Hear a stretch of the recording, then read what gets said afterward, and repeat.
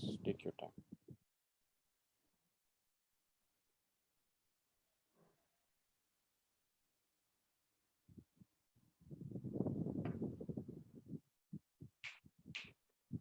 Very good evening to all of you. I'm Srikanth. I head operations for AyurUniverse. We are India's largest wellness portal, offering preventive wellness, ailment management, online and signature programs in yoga, Ayurveda, and naturopathy for global customers since 2016.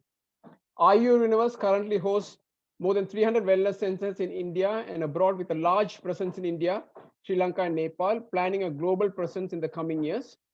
Customers from more than 65 countries have booked their wellness programs through AyurUniverse. We are approved by Department of Tourism Karnataka, Incredible India, and member of Global Wellness Institute, California. Today,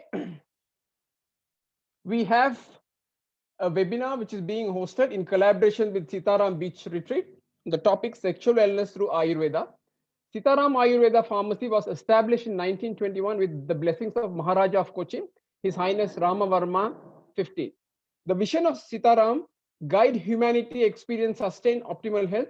The mission is to help people become immune to all preventable diseases through innovative, result-oriented healing solutions. Sitaram Beach Retreat is a brainchild of Dr. Vignesh Devaraj.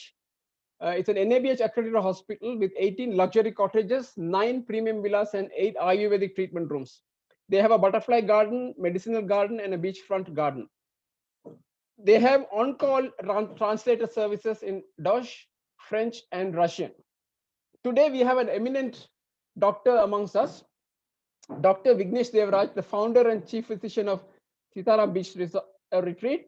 He's a fourth-generation Ayurvedic healer, director of Sitaram Ayurveda Private Limited. He holds a graduate degree from Kerala University, Thiruvananthapuram, and postgraduate degree from Rajiv Gandhi Health University, Bangalore. He's a committed practitioner and a researcher on Panchakarma, an international speaker on natural healing, Ayurveda, meditation, and transformation, an expert in ancient healing concepts and making it more accessible to the modern world, an avid traveler who studies and explores the lesser-known healing methods from around the world. He has spoken about Panchakarma and its healing powers at New Living Expo, San Francisco Bay Area's largest gathering of spirituality seekers, Singularity University, Cracking the Wellness Code Summit 2018 at Silicon Valley, Yoga World at Stuttgart, and the Cologne Business School, among other venues. Dr. Vignesh Devaraj, welcome to you, and I'm happy to host you here for today's webinar. Doctor, with that brief introduction, let's get on.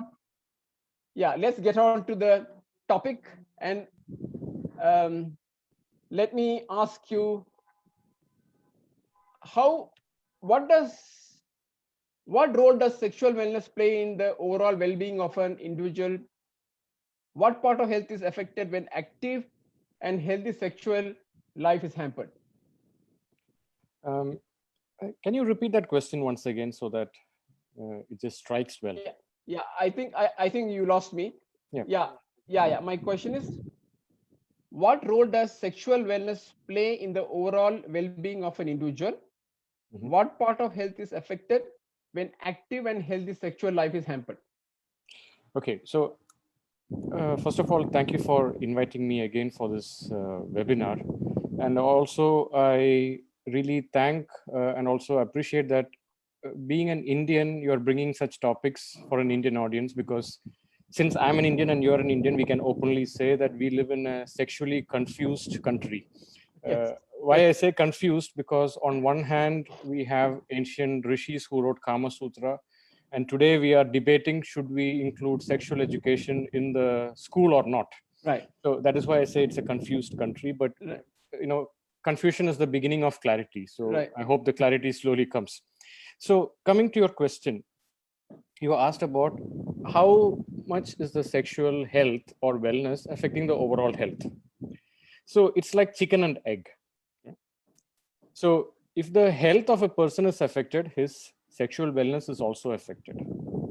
And when sexual wellness is affected, that means his overall health is already affected. So it's like, according to Ayurveda, we have the unique concept of 7 dhatus. The word dhatu means that which protects, that which nourishes, that which supports. So we have like we have 3 doshas, we have 7 dhatus.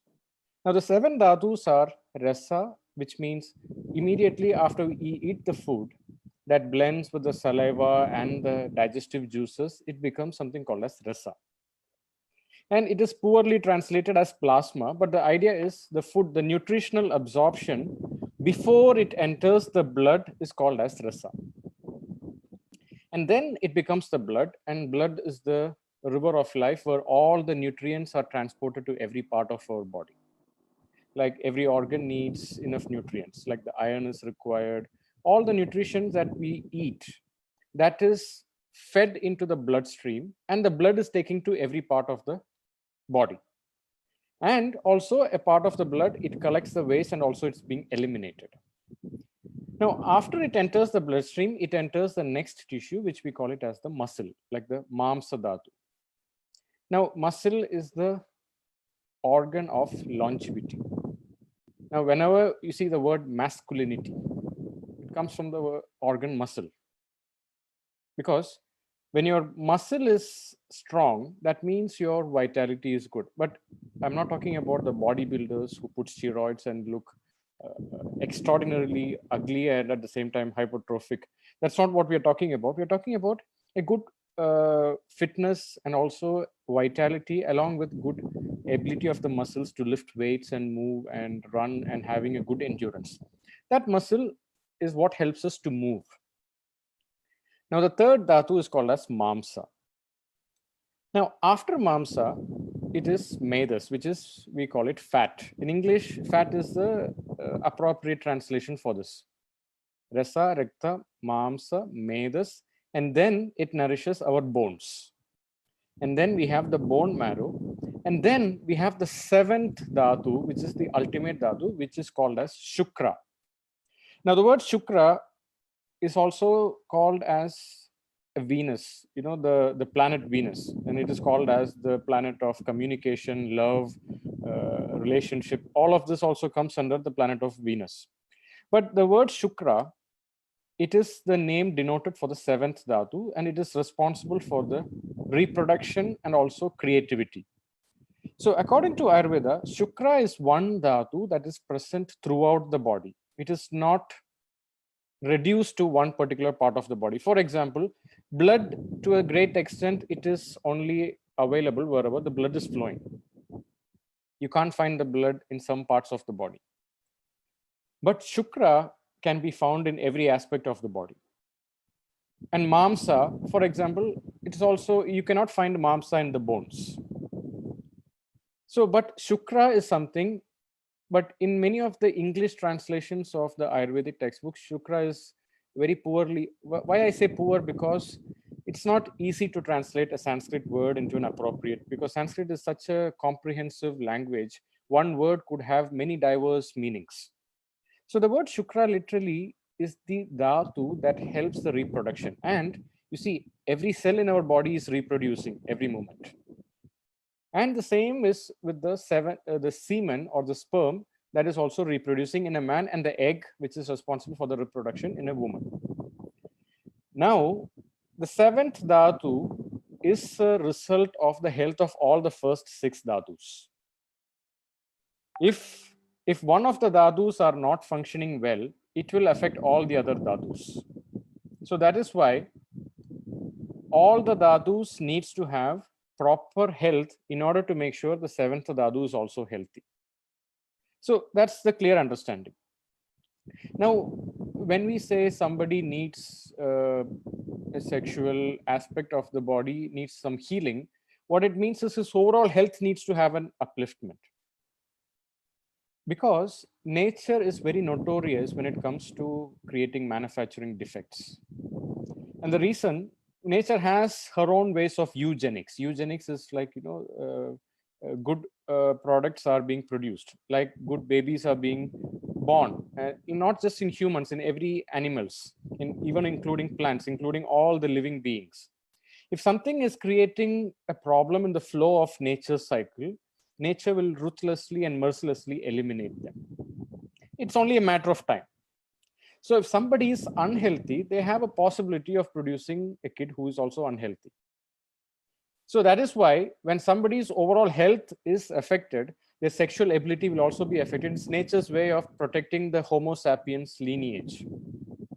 So that is why Shukra Dhatu is the effect of the health of all the first 6 Dhatus. And the sum total of the health of all the 7 Dhatus, we get something called as Ojas, which is called as vitality. So this is what, in a nutshell, about the fundamental principles of Ayurveda when it comes to the Shukra Dhatu. I think you need to unmute, Srikant. Sorry.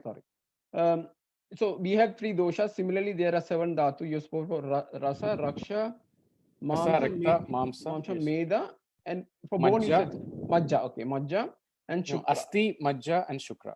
Okay, and what you said is shukra is The 7th Dhatu. Yeah, 7 dhatu, which is if that has to, if all the other dhatus are in good health condition, then this is eventually it'll be good, and this has to be the most important dhatu for overall sexual health. That's what I understood. Sexual well-being and also the reproductive capacity. Yeah, sexual being and the reproductive. Okay, so doctor, there's a myth that Ayurveda recommends abstinence of disciplined life. Does this include sexual life? What's Ayurveda's take on sexual wellness?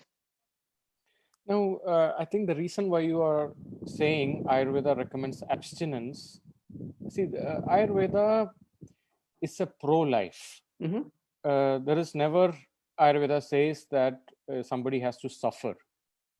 But it says that if you are misusing, abusing, or overusing your sense organs, that can lead to many of the diseases. Okay. In Sanskrit, there is a term for this called as asatmya indriyartha samyoga. Asatmya means improper utility of the sense organs can lead to many diseases. For example, diabetes is an improper use or abuse of your tongue, which is you are intaking a lot of sweets, and that leads to diabetes. And also not just diabetes, even obesity. You are putting on a lot of fat. Same way, anywhere we see abuse or excessive use or misuse, that can lead to a lot of problems. So Ayurveda does not say complete abstinence per se. It talks about have a healthy utility of every organ. That is what it says. And one of the reasons why people talk about abstinence, there is a concept in Charaka Samhita called Trayo Upastamba. Trayo Upastamba means 3 pillars for vitality and longevity. Now, Charaka, he was about 300 BC. All the Ayurveda that we learn today, it actually is from the original textbook of Charaka Samhita, because before Charaka, there was Atraya Samhita, and that book availability is still debatable. So the first book that is available was Charaka Samhita, and from there, many books came, like Sushruta Samhita and Ashtanga Sangraha, many books came. So Charaka Samhita is considered as the most authoritative textbook that is available today. In that textbook, Acharya Charaka, he talks about the 3 pillars of vitality and longevity. And he says that only when a man or a woman, when they are able to have these 3 pillars, their vitality or good health is possible, and that too, they will live for a long period. Now, let us talk about these 3 pillars. Now, the first pillar is called as Nidra. Now, the word Nidra, people translate it as sleep, but the proper meaning of the word Nidra means recovery or relaxation or reset. And sleep is also a meaning that you can attribute towards that. Now, that is the first thing. Now, the second one is called as Ahara. Ahara means nourishment, or we can also call it as food. Like, how is the proper nourishment that is going on? Also, nutrition is also a part of that. And when we say nutrition, it's a nourishment. It is not just the food we eat. It's also about the wisdom that we put inside our head. If we read a lot of junk, if we keep watching all horrifying news all day, you're also going to produce the same thing. Now, there is a sutra in Charaka Vidya Tarpanam. Vidya means knowledge, Tarpanam means nourishing. Like wisdom is something that is nourishing you. It's not just the food that nourishes you, it is also information and wisdom that also nourishes you. If the wisdom is something that is unhealthy to your emotions, that will also have a deteriorating effect on your overall health. So that is the second pillar. Now the third pillar, it is called as brahmacharya. Now this word brahmacharya, I will come to that before I go a little more in depth with nidra and ahara, because brahmacharya is a highly controversial terminology. Many people have many translations depending on where they come from and what their culture is, what their outlook is. Americans will translate it differently. An Indian will translate it differently. Depending on their cultural background, everybody has a different approach and perspective towards that. Now, these three things, nidra, ahara, brahmacharya. Nidra is the pillar to keep vata under balance. And ahara is the pillar to keep our pitta under balance. And brahmacharya is the pillar to keep our kapha under balance. Now, vata is the energy of our nervous system. All the movement in our body is because of vata. All the thinking that we are doing is because of vata. The elements of vata is wind and space. The sound waves, it is something to do with vata. And pitta is the fire element. It is the metabolism in our body. See, whatever food I'm eating today, my ability to convert that food into my energy, it is because of the pitta. So when pitta is going down, my energy also goes down. So like if you take a candle, you have the wax, you have the wick, and you have the fire, and you have the air that is surrounding it. Now the air that is surrounding it is what we call as vata. And the flame of the fire is what we call as pitta. And the wax and the wick is what we call as kapha. And you need a healthy proportion of all the three. If the wax is little, the fire cannot sustain. If the wind is too much, the fire will burn out. So you need all the three things in balance in order to make sure the candle is having the right flame so that the light is coming. The same is with our body. We need all the three doshas in balance. And these three pillars, nidra, ahara, and brahmacharya, are the ways to keep our body healthy and we can live long. See, there is no point in living long if you are unhealthy. See, we always say Ayushman Bhava. Ayushman Bhava means may you live long, but at the same time, live long with good health. It's better to die if I'm unhealthy and living long rather than, that is why in some countries they have euthanasia. So the concept of nidra is, unless we are calm in our mind, our nervous system is calm and our information system is proper. See, because nervous system is the control panel, or what we call the operating software of the computer. Only when that is proper, the whole computer is good. No matter how great the hardware is, no matter how good the battery life is, if the operating software is not good, the computer is just scrap. So that is what the vata is. So only when you're taking enough rest, only when you're doing everything to have a proper recovery, when you're having good sleep, this helps to make sure your second pillar, and these three pillars, they have a sequence. If your nidra is not proper, no matter how good your ahara or nourishment, how good your brahmacharya, it doesn't make sense.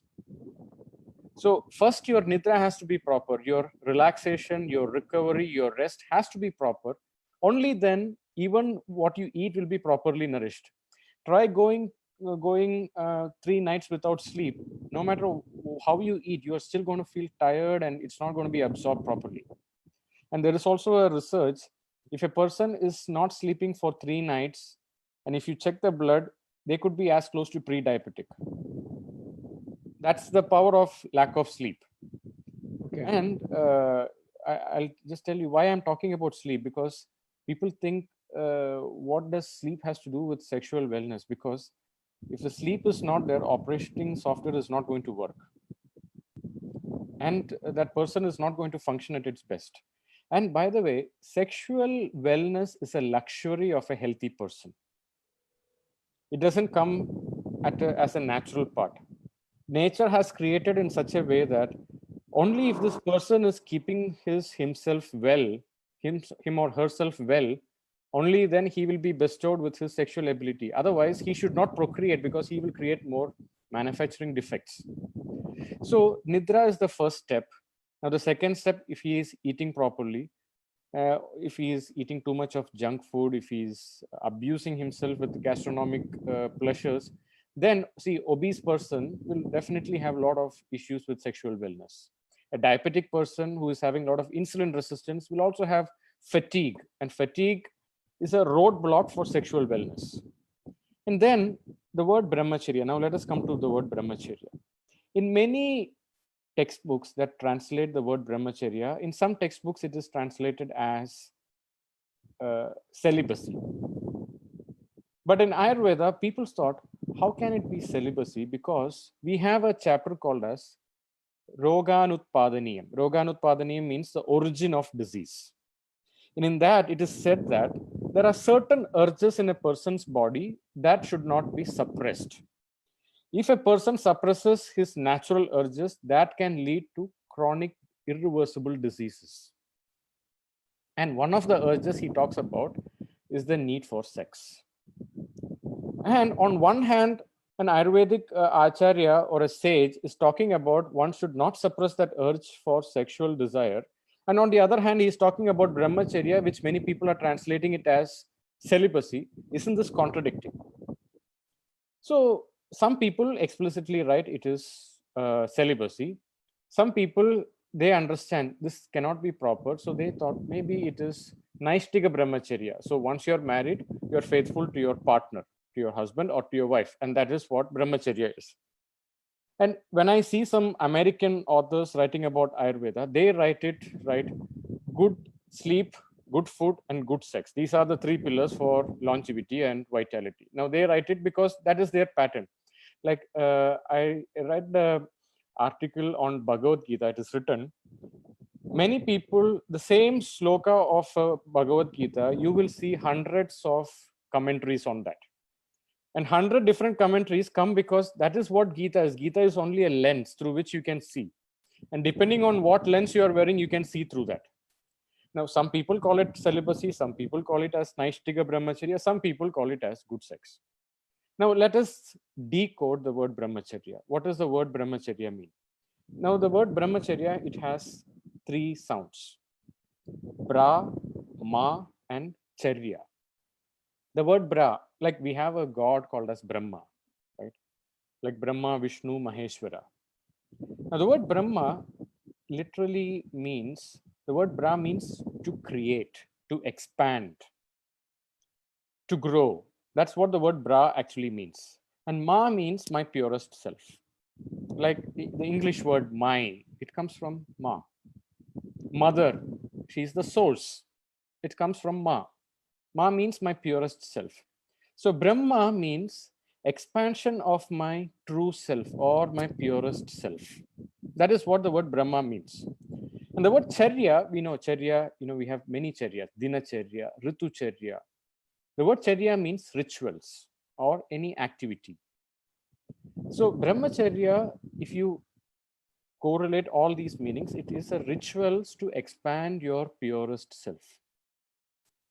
We can limit ourselves by looking at it as good sex or celibacy. But what the word brahmacharya literally means, any activity that is expanding your purest self, we can call it as brahmacharya. Now, why I say this, one study was done on people who died of their first heart attacks. They did not survive for the second or third heart attack. And what they were trying to find out, what was common between all these people who died of their first heart attack. They were trying to find out, were they having a common food habits or lifestyle? Are they coming from a particular culture or a region? And they could not find much common with all of this. But they found one thing at the end, that they all were extremely dissatisfied with their job. So when you are upset with your job, you feel, oh, why am I alive? What is the point in that?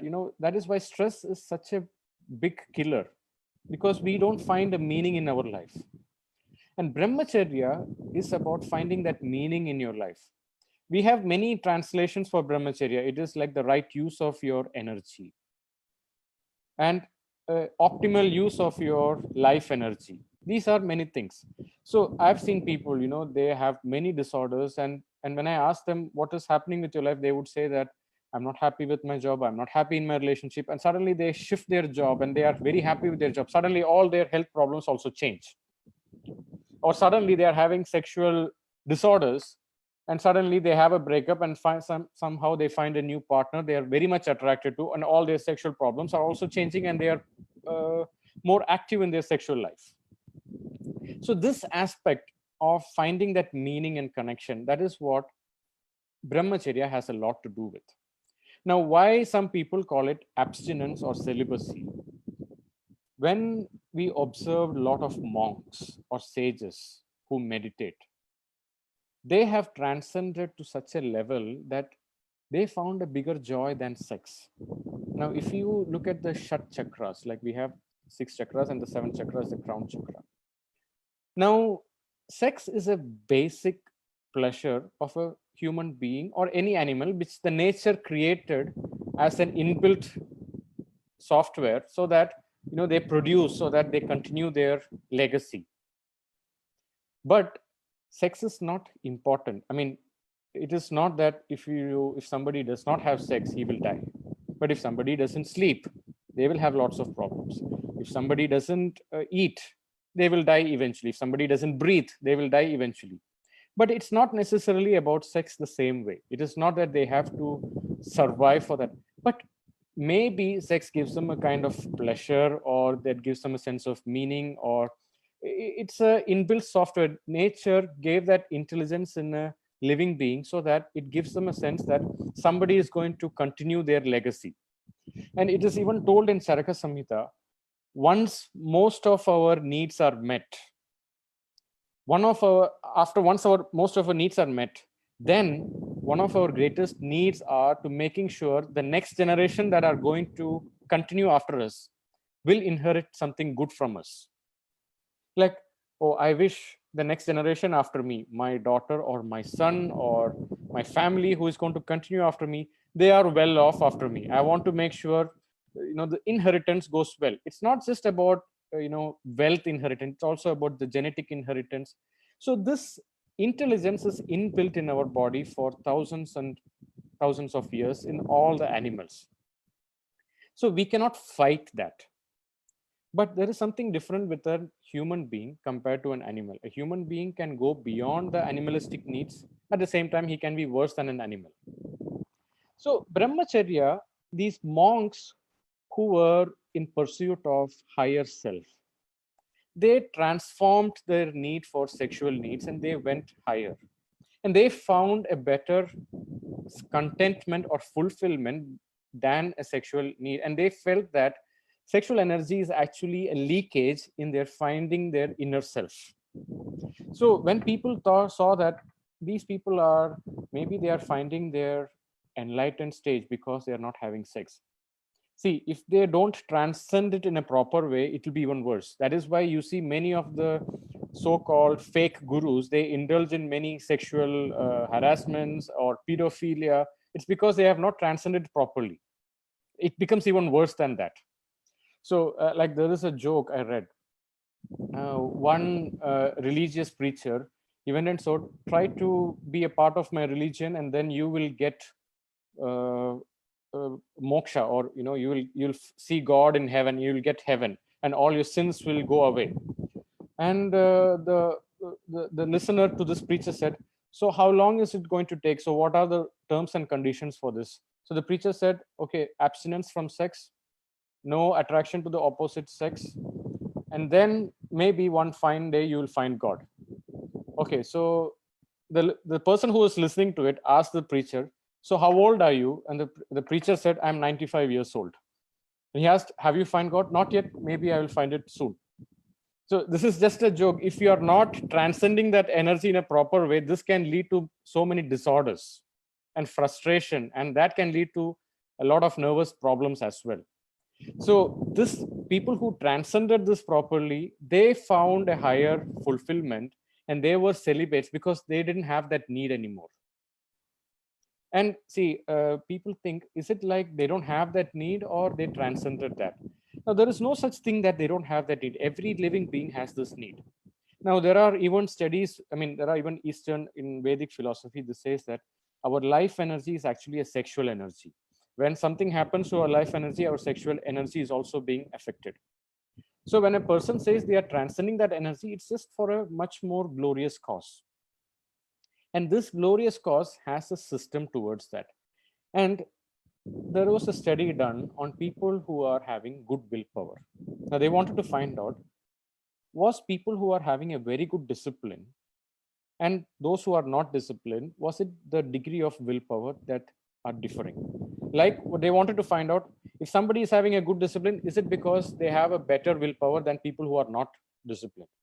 And what they found out, both the categories are having the same willpower, just that people who are disciplined, they avoid places where they have to exercise their willpower in the first place, because our sense organs are so strong, it can take you for a ride just like that. And that is why in Gita it is told that behave like a tortoise when it comes to using your sense organs. Like, how does a tortoise behave? The moment it feels threatened, it will pull all the extremities inside and it goes inside. Be like that with your sense organs. Don't let it take you for a ride, because once it takes you for a ride, it goes like a fast current of a river. So these people who were celibates at the same time in search of the higher fulfillment, they tried all kinds of non-distraction or distraction-free world so that they could find that place. So when in that stage, they were celibates. So they were also called as brahmacharis, like they were in the rituals in the pursuit of their finding their true self. Now that is what the word brahmachari actually means. You can also look at it that way. There is no definition that a brahmachari should be a celibate or should not be a celibate. There is no clear definition like that. But when you see people who are in search of enlightenment, there were some people who were celibates. That's the idea. And Ayurveda, it does not say that you have to be abstinent, but it does say that never abuse, never misuse, never overuse. So that's the idea about Ayurveda. And Ayurveda is a very pro-life science. It talks about enjoying your life. It talks about living your life to its fullest. Fantastic, doctor. Fantastic explanation. I really love the way that you spoke about the three pillars of vitality and longevity: Nidra, Ahara, Brahmacharya, and how they are connected to the different doshas. What is keeping which one in balance? You said Nidra to keep the Vata and balance, Ahara to Pitta, and Brahmacharya to Kapha. And the way that you explained this entire concept of a burning candle, right? The amazing metaphor. The explanation that you gave for brahmacharya, I've never heard this kind of an explanation anywhere before. Brahmacharya, create my pure self, and ritual. So you said that brahmacharya means rituals to expand your purest self. Exactly. Fantastic explanation. And one thing I really found interesting is you spoke about the willpower versus discipline. Um, if you have to use your willpower to be disciplined, then there is trouble. That's what you said, right? So you should be able to be disciplined without using your willpower much, and behave like a tortoise. That's a nice metaphor as well. Okay, doctor, thank you very much for that detailed explanation for that question that I asked. If you can tell us what illnesses and disorders obstructs sexual wellness, is lack of sexual wellness, be sexual well-being a disorder in itself? Okay, so there are some genetic problems, okay, which is beyond certain scope of treatment. Now, that is beyond the scope of this conversation as well, because that is something which we cannot do anything about. But let us talk about things that are under our control and which we can influence with our lifestyle. Now, as I mentioned in the first answer which you asked for the first question, like the seventh dhatu, which is the Shukra dhatu, which is responsible for the reproduction, creation, and it is present all over the body. Any healing that is done to a person is for a connection. The word heal comes from the word holy. It is a way you are connecting to the infinite. See, we all are interconnected. Maybe we don't see each other. See, the oxygen that we are breathing is something that is released by the plants, and the carbon dioxide that we release, it is going back to the plants. So we all are interconnected. So the Shukra dhatu is something that is interconnected in every cell in our body. Every cell replicates, dies, regenerates, dies, regenerates, dies. So when this ability is being hampered, then a person's prana or life energy is also affected. Now, I will come to the meaning of the word human body. In Sanskrit, it's called as sharira. The word sharira means that which dies every moment. Now, when we say die every moment, we are also being born every moment. Every split seconds, millions of cells are dying and millions of cells are being born again. So when there is a block in this dying and being born, that is when our energy is also going down. Now, this usually happens when our waste elimination is affected. Now, when I say waste elimination, when I say that a body is something that keeps dying every moment, a body is something that which is eliminating waste every moment. So the difference between a living body and a dead body is a living body is continuously eliminating waste and a dead body stops eliminating waste. See, carbon dioxide is a waste. If a person is dead, they stop breathing. The waste elimination of carbon dioxide stops. Same way, you have poop, you have urine, you have sweat, and your nails, hair, all of these are also waste after some time. So a dead body stops eliminating waste. So if a person is living a life where his ability to eliminate waste is reduced, his sexual wellness is also reduced. So when somebody comes with diabetes, and when you're treating diabetes, you're also treating that person's sexual wellness. When somebody is having heart problems, by the way, heart is what? It is the organ responsible for the circulation of the blood. If you don't have the heart, the blood will go to the gravity and it will not fight gravity to reach your head, and a person can be brain dead. And it is the responsibility of the heart to pump the blood back to our brain. And when we talk about a masculine sexual wellness, it is all about how powerful the blood flow can go to his reproductive organs. And that also depends on the heart health. So heart health plays such an important role in a man's sexual wellness. And also the same to a great extent in a woman's sexual wellness as well. So the overall vitality is a prerequisite for a good sexual wellness of a man and a woman.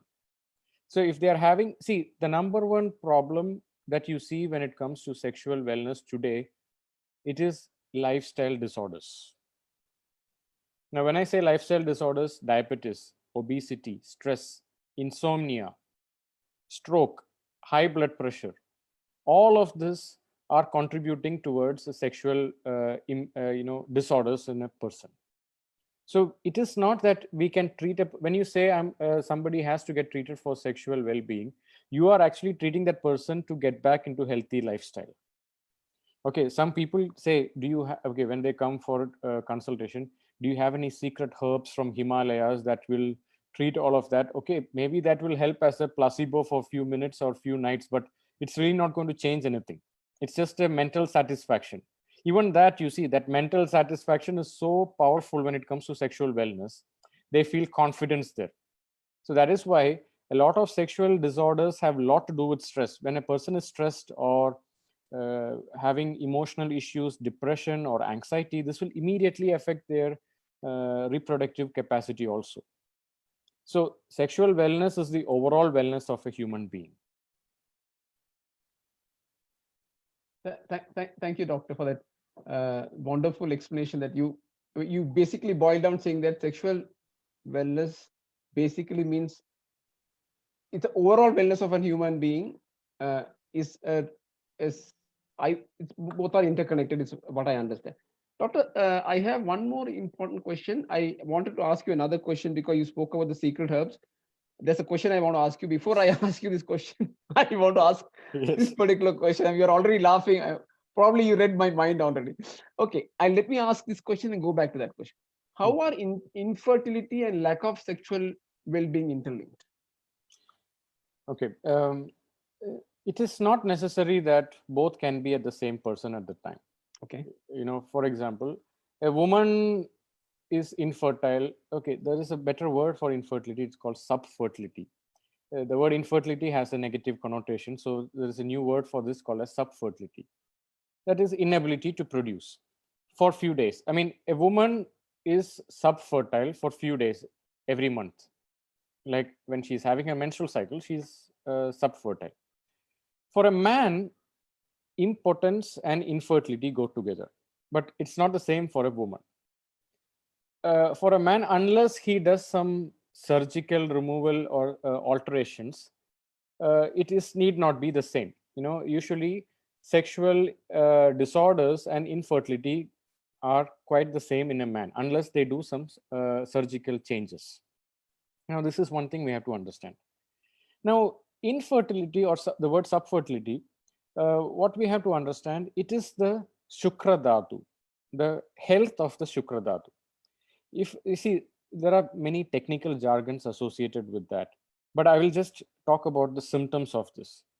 If the sperm is not able to travel all the way to meet the egg, it is having slow movement, or by the time it reaches, it just doesn't reach there.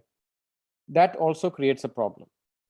Or there is not enough sperm. I mean, the quality, or we do a spermogram and we see that the possibility of producing a baby is difficult with that kind of a level, or the motility is not good enough, or the viscosity is not good enough.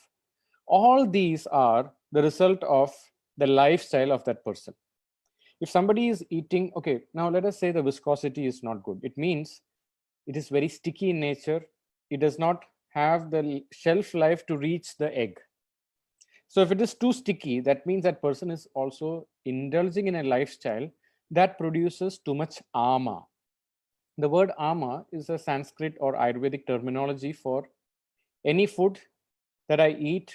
If I'm not able to blend it with my body, it becomes a potential toxin.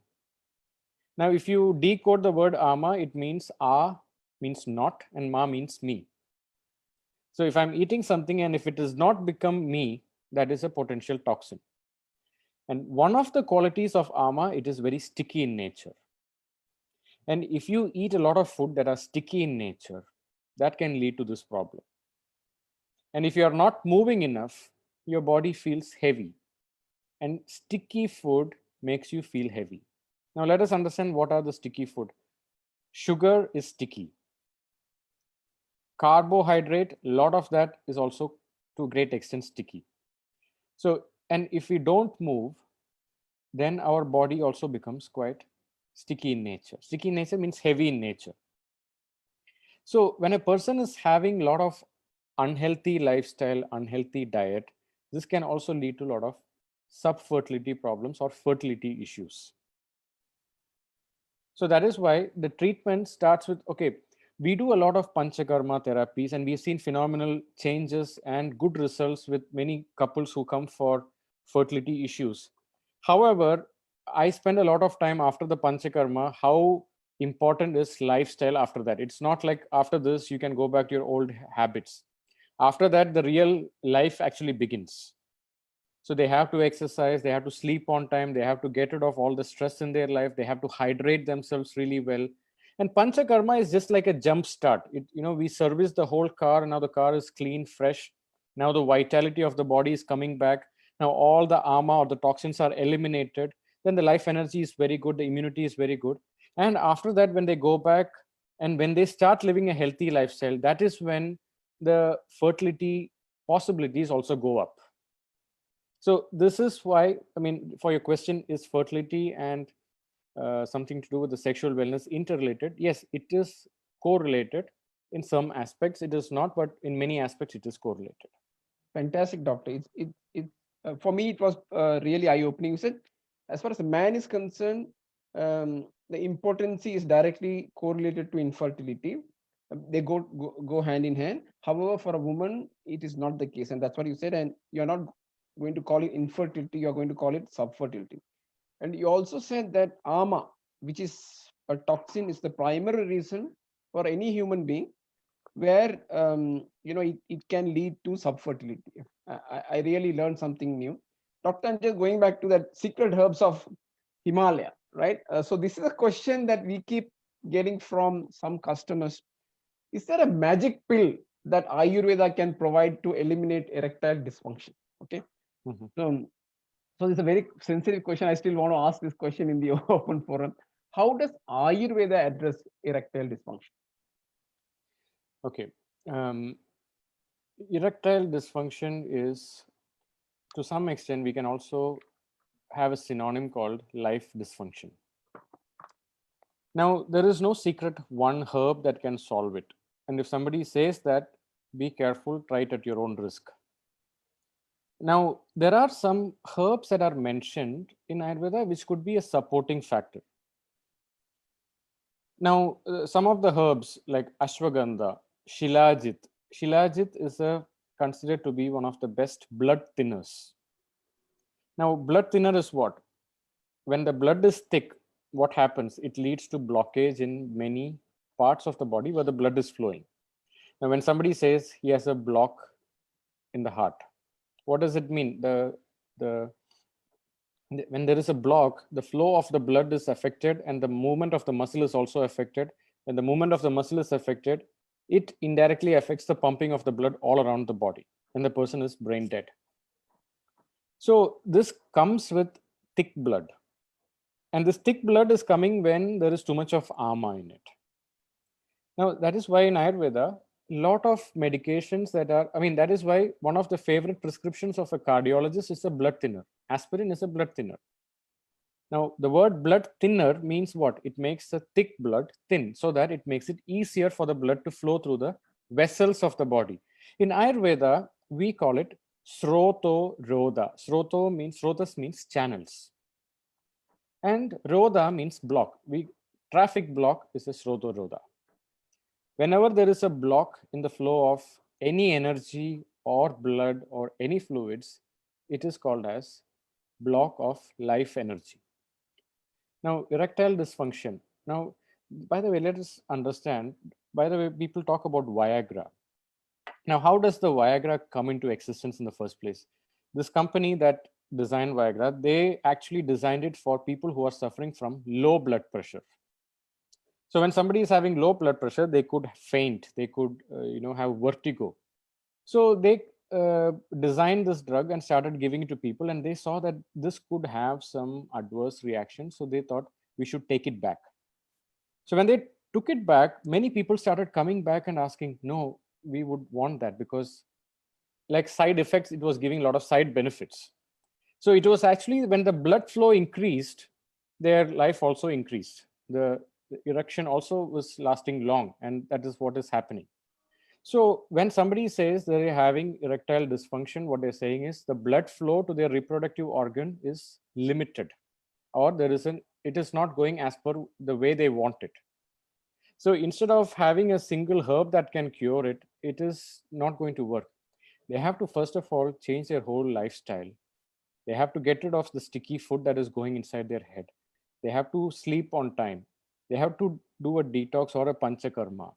They have to eliminate sugar, gluten, alcohol for sure, because alcohol is sugar and it also deteriorates many of the aspects. And on top of that, some of the Ayurvedic therapies like panchakarma, like vasti, is a powerful technique that is done to purify the body. Virechanam, a fantastic method to cleanse the gut. And along with that, some of the herbs like ashwagandha, kapikachu, gokshura, and shilajit. Shilajit is considered in Ayurveda. We have this formulation called as Shiva Gulika. Now, the word Shiva Gulika,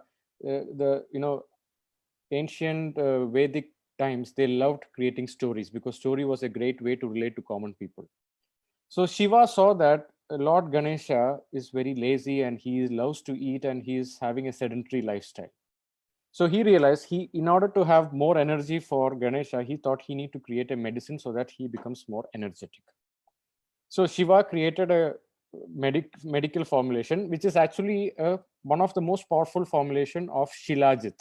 It's called as Shiva Gulika. Now, this is considered one of the best rasayanas. Actually, we prescribe it, some of the Ayurvedic doctors, we prescribe it for obesity and diabetes and lifestyle disorders, including high blood pressure. But it is also prescribed for sexual well-being, because sexual well-being starts with purifying the blood. Because erection is a result of good and healthy heartbeat and good healthy blood flow. That is where it is the root causes. So, but just by taking a tablet that is going to increase your blood pressure, it's a symptomatic relief. They don't find the satisfaction in that. So I hope I answered your question. Oh yeah, fantastic, doctor. It's a very sensitive topic. However, you just went deep and made it much more sensible. And you basically summarized saying that erectile dysfunction is basically a life dysfunction. You just have See, when I say life dysfunction, what it means is their life energy is somewhere terribly blocked. Yep. That has to change. Right. Yeah. So that's why you said, about the Panchakarma, Virechana, Vasti, and all those treatments.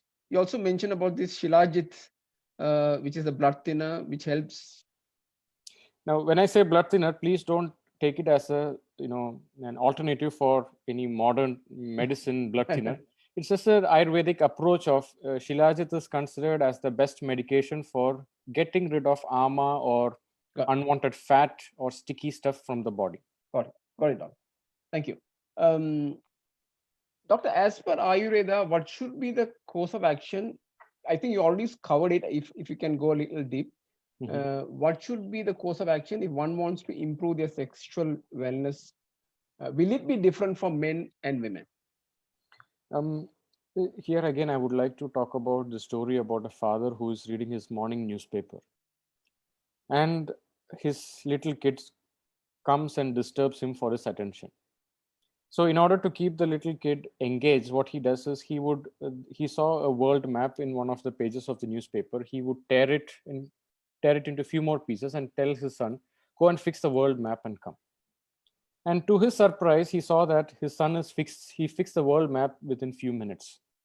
And he was like, how did you manage that? I said, no, I just, behind that world map page, there was a face of a man. I just fixed the face of the man and the world map just showed up. So that is how the sexual wellness also works. You don't have to reinvent the wheel. Now we have to go back to the basics. That is nidra and ahara, proper rest, proper recovery, and then proper nutrition. Now, most of the people who are having sexual disorders, one of the things that I see is they all have insulin resistance. Many of them, I'm not saying all of them, many of them have insulin resistance, which means they don't take time to exercise. Now, when I ask them, why don't you exercise? They say, I don't have time. Now, they won't have time because they don't understand the meaning of that. See, if you want it, you find a way. If you don't want it, you find excuses. So exercise is one of the most powerful aphrodisiac. Now, when I say exercise, it is not about preparing for Olympics or overtraining. I'm saying in Ayurveda, the word for exercise, one of the words that is explaining about how much a person should exercise, the word is called as Ardha Shakti. The word Ardha Shakti means half your strength. After the exercise, you have to feel awake. You have to feel, my body is alive. I feel more energetic.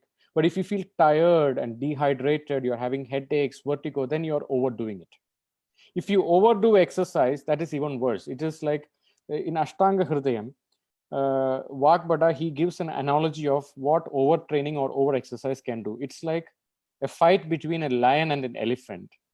In the beginning, you will see that the lion is winning over the elephant, but eventually the elephant will kill the lion. This is exactly, when you overtrain, you will feel like you're getting better, but eventually this overtraining will kill you, like the way an elephant will kill the lion. So overtraining is not the condition. It is about half your strength. And It is all about consistency than once in a while intensity. Now, don't do it like, okay, when some people come to my place, Sitaram Beach Retreat, and they say, when I ask them, what is your purpose of coming here? They say, I want to have weight loss. And when I ask them, what is the need for weight loss? And they would say that I'm having a wedding and I want to fit into that dress. Then, these are some of the most difficult patients because they want to lose fast and they don't want to give up the need to eat. So then we have a hard time convincing them weight loss doesn't work that way. And if you try to lose weight that way, soon after that wedding, they're going to have parties, buffets, and they're going to eat with both their hands. And soon that dress will tear apart because they will put on weight. So it's like they have to completely shift their lifestyle. I want to respect myself. I want to respect my body. I want to live healthy. So hydration is important along with good exercise. And good sleep is so important, and eliminating junk food, processed food, sticky food, alcohol. If you're smoking, please get rid of smoking. Smoking and sexual health, it just doesn't go together. It's like being a drug addict and saying, I want to get enlightened. It just doesn't go together. So, all of these parts, once they follow all this, then you don't need that secret herbs from some Himalayan mountain to come and save you. This will help you. But there are some herbs that will help you to support in a little way, but it is your lifestyle that is eventually leading to your ability. Fantastic, fantastic, doctor. So I like what you said. If you want it, you will find a way. Otherwise, you will find an excuse. Right? That's fantastic.